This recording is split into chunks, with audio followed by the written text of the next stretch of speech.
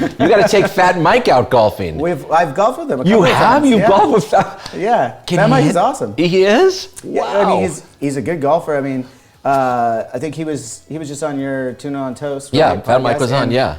I think he was drinking Tito's. He was. He brought his own Tito's to my house, and I didn't know.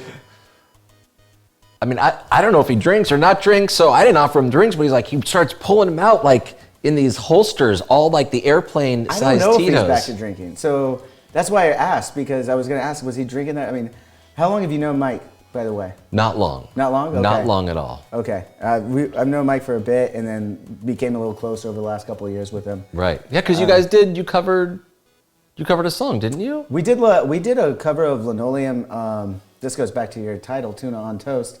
When we did some secret show at the Slide Bar in Fullerton. Oh, okay. And that was our first time doing it. We were like doing this Slide Bar thing, and we were like, well, should we do like a cover of a NOFX, like Linoleum or something? We're like, yeah, let's do it. I was like, fuck yeah, I already know that song. Like, let's go. And we did that, and then we'd done it a couple other like small things. We never like do it like on our set or anything like that. But like, so I think Mike got wind of it. You know, him and Matt have been friends for I've been closer for a lot longer. And he just reached out and was like, I'm getting all these bands together that have covered Linoleum because I'm putting it to bed. I'm done with that song. And it was so funny. And then he asked if Zachy and Brian would want to play those dueling solos over Linoleum. And we're like, are we about to get ribbed real hard by Mike? Right. That's his style, you know? Yes, yes. We're like, all right, he does not give a damn. Well, he doesn't give a damn about. He does care. That's the thing. So he was on my show too, and I said the same thing. I was like, you seem to like not even give a fuck. He's like, no, I actually care a lot about what I say. I just don't have what is it? He's not shy at all about his thoughts. He just lets them all out. He doesn't have a filter. Whatever's on his mind, he speaks it. Yeah. But I mean, to that guy's credit, he can produce a song, he can create a great melody, and he can spot talent. Yeah.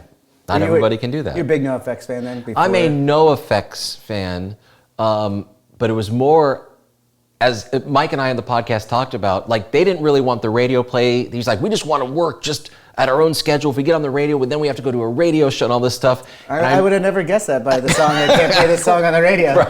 But I remember the song called Franco Un-American was getting some radio play. And then I'm like, I'm not playing that on the air. And I got in trouble for not playing it on K-Rock. Wow. Because I'm like, they don't want to be on. I'm not going to press play on this. And it was like, but it was a fun little take to have. That's awesome. On the air. That's rad. Yeah. But I like NOFX a lot, but I have like over the years, I didn't do like the crazy deep dive just because there were so many other artists that I was doing the deep dives on that were part of my everyday life. Right. Yeah, I asked that question because we're talking about Fat Mike golfing. It was a rainy day one of the last times we golfed. He was sober, but he needed to like dry off his socks or some shit. So he comes over to the house and we have lunch up here, and he looks over. He's like, "I'm coming back here when I'm drinking again." And I was like, "All right, well, I don't know what to tell you. I know you're not drinking right now, so I'm not going to push it. But when you're ready, I'll be here. Yeah. Mike, come back on." And then he grabs my son. He grabs a guitar because he's like, "Oh, let me show you some of the stuff we've been working on. I know he released the single on your podcast. Right. That's amazing. Yes, That's cool. I can't believe Only that. Mike would do that shit. You know, it's so cool. He brings his laptop. He's like, I'm going to world premiere a NOFX song. Yeah. Called Fuck Day 6. That's the name of the song. About your 6th day in rehab is the worst day. And that's what the song is about. Meanwhile, he brought the mini Tito's over. God, I love Mike. He's over at the house, and then he's like talking about the new songs. He's like, yeah, I got like 33 new songs already for a new record. I was like, he's like, yeah, no, I don't even know if I'm going to release those ones because I got like another like 15 on top that I like better. He's like, let me show you some chords. He goes in the studio back over here, and he grabs one of my guitars that is a Sinister Gates guitar with the Floyd Rose and everything, and it's in drop D. And he starts going, he's like, why can't I play this? I was like, oh, it's in drop D. He's like, can you change your tune? I'm all, not very easily. It's a Floyd Rose. So like, I had to take the nuts off, and I did it. And then he's like, what about that guitar? It's my son's guitar. Okay. It's this little like child's guitar. So I hand it to him. He starts tuning it up and playing these new NOFX chords, but he's also like trying to remember the parts. He's like, wait, how did I do this chord? the way that guy works is fucking different. Like, he's just a true artist. Like, yes. Musically and everything. Like, he's not trained at all.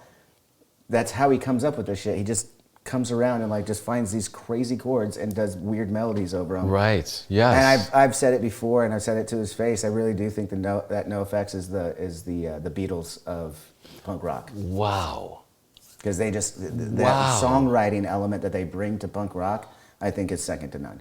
The songwriting they bring to punk rock is second to none. Wow, that's so cool to hear you say that. Well, I'm a huge fan, obviously. And do you like how they have carried themselves over their career? Because I do.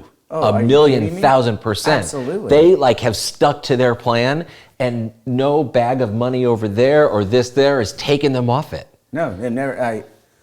It was so. The first time I met Mike was he was actually playing in Me First and the Gimme Gimmes at a San Diego New Year's Eve show or something like that. And this tell the story. I walked up and he was like, "Oh, you got cocaine?" And I was like, "Yeah." Let me go get it.